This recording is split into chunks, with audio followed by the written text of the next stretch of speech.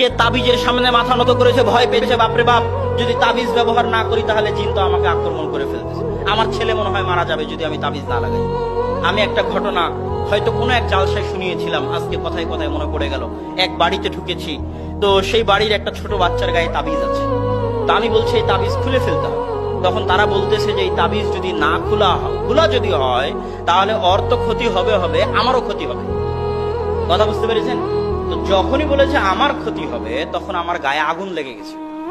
তখন আমি জোর দিয়ে টান দিয়ে তাবিজ খুলে ফেলে পায়ে পিষে বলছি, জিনের বাপকে আসতে বলেন আমার ক্ষতি করতে, আমি আল্লাহর বান্দা, আর ওই জিনেরও সৃষ্টিকর্তা আল্লাহ, একটা পিঁপড়ার সৃষ্টিকর্তা যেমন আল্লাহ, আর আল্লাহ বলেছে ইন্নাল্লাহা আলা কুল্লি শাইইন কাদির, আল্লাহ সবকিছুর উপর ক্ষমতাবান, ওই জিনের উপরও আল্লাহ ক্ষমতাবান। আমি যখন আল্লাহর বান্দা তখন আমার কোনো ভয় নেই। এমপির ছেলের যদি ভয় না থাকে যে পুলিশ ওকে ধরবে কি ধরবে না, তা আমি ওই শত এমপির যিনি লালন পালন কর্তা সে আল্লাহর বান্দা। তো ওই জিন তো আল্লাহর সৃষ্টিকর্তা, ওই জিন আল্লাহর সৃষ্টিজীব, আল্লাহ হচ্ছে ওই জিনের সৃষ্টিকর্তা। একটা পিঁপড়া যেমন আল্লাহর সৃষ্টিজীব, ওই জিন তেমন আল্লাহর সৃষ্টিজীব, ওই মানুষ তেমন আল্লাহর সৃষ্টিজীব।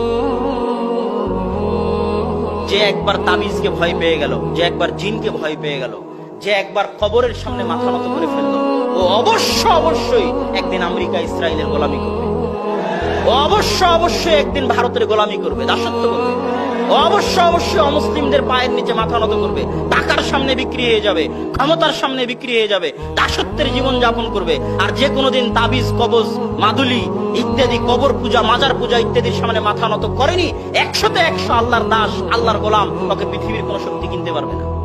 ও পারমাণবিক বমের চেয়ে শক্তিশালী, ওর ভাগ্যে বিজয় লেখা আছে। ও যদি একাই থাকে তবু ও হচ্ছে ইব্রাহিমের মতো। অতএব মুসলমানকে আসল স্বাদ নিতে হবে তাওহীদের স্বাদ।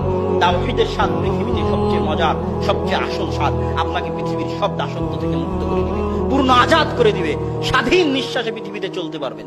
সরিষা সমপরিমাণ ভয় হবে না পৃথিবীতে চলতে, যে না জানি এই চাকরি যদি ছেড়ে দিই তাহলে মনে হয় আমার রুজি বন্ধ হয়ে যাবে। মানে আপনি আল্লাহর 100-100 দাসত্ব গোলামি করেন না, আপনি এখনো টাকার দাসত্বের মধ্যে আছেন, চাকরির দাসত্বের মধ্যে আছেন, আপনার পায়ে গোলামির জিঞ্জির বাঁধা আছে। আপনি যখন 100-100 আল্লাহর দাসত্ব বরণ করবেন তখন মরলেও হাসি মুখে মরতে পারবেন, হাসির কাছে গিয়েও হাসতে পারবেন। হাসির কাছে গিয়ে হাসতে কি লাগবে? 100-100 আল্লাহর দাসত্ব লাগবে। আল্লাহর সাথে মুমিন অবস্থায় সাক্ষাতের আনন্দ লাগবে। আল্লাহর দরবারে তার উলুহিয়াতে 100-100 বিশ্বাস করে আল্লাহর দরবারে যাওয়ার যে আনন্দ, ওই আনন্দের অনুভূতি লাগবে। তখন ফাঁসির দরবারে থাকলেও মুখে হাসি থাকবে।